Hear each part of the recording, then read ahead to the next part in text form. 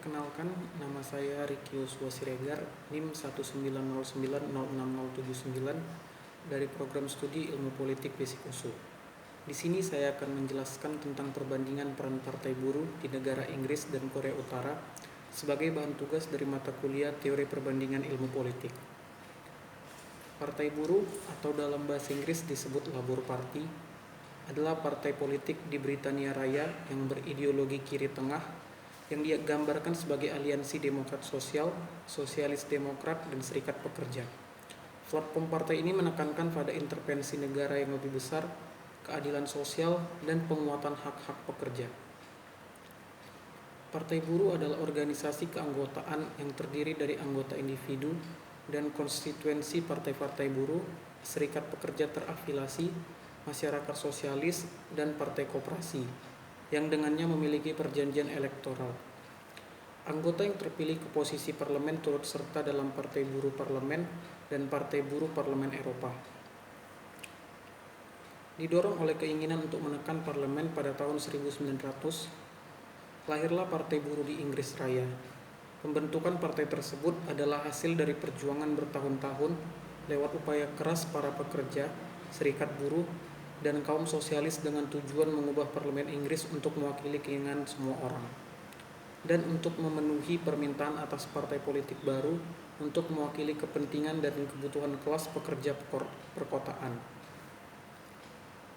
Ramsay MacDonald, pimpinan Partai Buruh, naik menjadi Perdana Menteri pada tahun 1924 sebagai imbas dari kegagalan Partai Konservatif dalam memenuhi suara mayoritas di parlemen.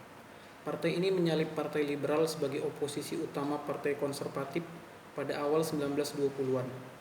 Di bawah Harold Wilson dan James Callaghan, buruh kembali memerintah pada periode 1964 hingga 1970. Pada 1990-an, Tony Blair membawa buruh lebih dekat ke ideologi sentris sebagian bagian dari proyek buruh barunya yang memerintah di Britania di bawah Blair dan kemudian Gordon Brown sejak 1997 sampai 2010. Sejak Jeremy Corbyn mengambil alih kepemimpinan pada 2015, partai ini telah bergerak ke politik kiri. Nuansa sosialis pun berkembang subur di internal partai buruh. Mereka didaulat sebagai sosialis demokratik, karena pada dasarnya fokus perjuangan politik mereka terutama bukan untuk mengubah sistem kapitalistik yang telah terbentuk dengan masif, melainkan untuk mengusahakan perubahan kondisi buruh dan kelas menengah secara umum di dalam sistem. Perdana Menteri Harold Wilson yang menjabat pertama kali pada tahun 1964 merefleksikan semangat liberal dari partai buruh yang ia pimpin, salah satunya dengan melegalisasi aborsi. Pemerintahan PM Wilson bahkan berhasil mengekspansi bidang pendidikan dan membangun Open University. Tidak hanya itu, pada 1980-an hingga sekarang, Partai Buruh justru terus mengadopsi prinsip-prinsip pasar bebas. Keputusan ini membuat para pengamat politik kala itu mencurigai mereka sebagai partai pihak ketiga yang mengambil posisi tengah. Artinya Partai Buruh mencoba mengambil peran mendamaikan sayap kiri dan sayap kanan dalam politik Inggris Raya. Ideologi model ini jelas telah lari jauh dari semangat pendidikan partai itu pada 27 Februari 1900. Buruh saat ini menjadi oposisi resmi di Parlemen Britania Raya setelah memenangkan jumlah kursi terbanyak kedua dalam pemilihan umum 2017. Partai Buruh saat ini adalah partai terbesar di Majelis Wales yang membentuk partai utama di pemerintahan Wales saat ini. Partai ini merupakan partai terbesar ketiga di Parlemen Skotlandia. Buruh adalah anggota Partai Sosialis Eropa dan Progressive Alliance, memegang status pengamat di Sosialis Internasional dan duduk dalam aliansi progresif, sosialis, dan demokrat di Parlemen Eropa.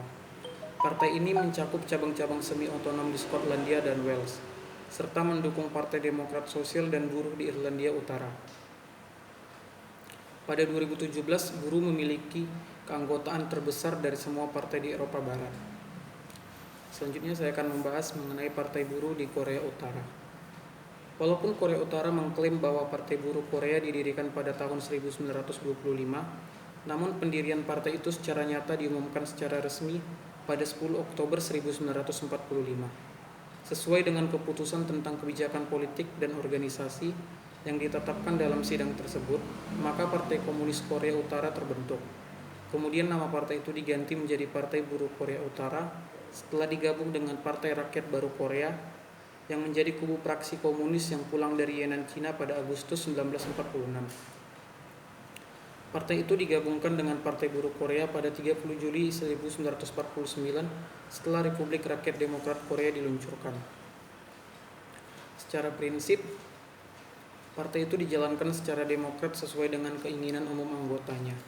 Oleh karena itu, sidang di mana keinginan umum terkumpul atau sidang partai adalah arena untuk memutuskan segala hal yang menyangkut masalah partai. Karena fungsi sidang memberikan mandat kepada badan permanen yang disebut komite sentral dalam partai, maka komite itulah yang sebenarnya memimpin partai. Komite sentral terdiri atas Politbiro, yang merupakan badan eksekutif tertinggi dan sekretariat di bawah Korea Utara.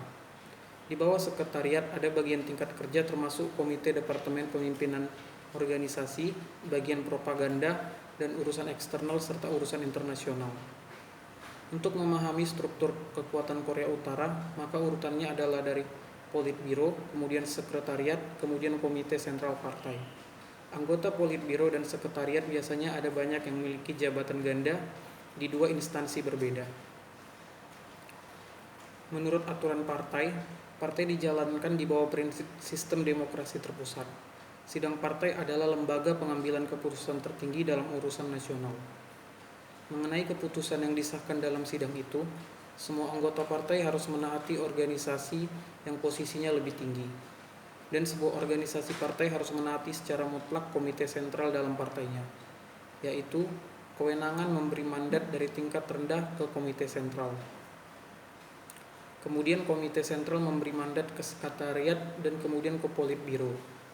Oleh karena itu semua kekuatan terfokus di kepala bagian Politbiro dan sekretariat kepala, yang memiliki jabatan rangkap yaitu sebagai sekretaris umum partai dan anggota senior Politbiro, sehingga dapat mengontrol kedua lembaga itu. Kelebihan menjadi anggota Partai Buruh adalah anggota partai menikmati banyak hak istimewa di masyarakat Korea Utara. Untuk memiliki status sosial yang tinggi, maka seseorang harus menjadi anggota partai. Bahkan sistem pendidikan juga dirancangkan dan memberikan pendidikan bagaimana untuk menjadi anggota elit partai. Saat pendidikan umum dimulai, penduduk Korea Utara harus masuk menjadi anggota Kesatuan Pemuda Korea, yaitu dalam rentang usia 7 hingga 13 tahun, kemudian masuk dalam Federasi Pemuda, yaitu dalam rentang 14 hingga 30 tahun, di mana mereka dididik untuk membaktikan diri pada partai. Sesuai dengan latar belakang sosial, kemampuan, dan tingkat kesetiaan terhadap partai dan harapan seseorang, maka dia akan menjadi calon partai sebelum diangkat sebagai anggota tetap. Jumlah total anggota partai berubah sesuai dengan keperluan politik di Korea Utara. Terdapat perbandingan antara partai buruh di negara Inggris dan Korea Utara. Tujuan awal pembentukan partai buruh di Inggris adalah untuk menekan parlemen dan untuk memenuhi permintaan atas partai politik baru untuk mewakili kepentingan dan kebutuhan kelas pekerja perkotaan. Sedangkan partai buruh di Korea Utara adalah gabungan dari Partai Komunis dan Partai Rakyat Baru Korea Utara.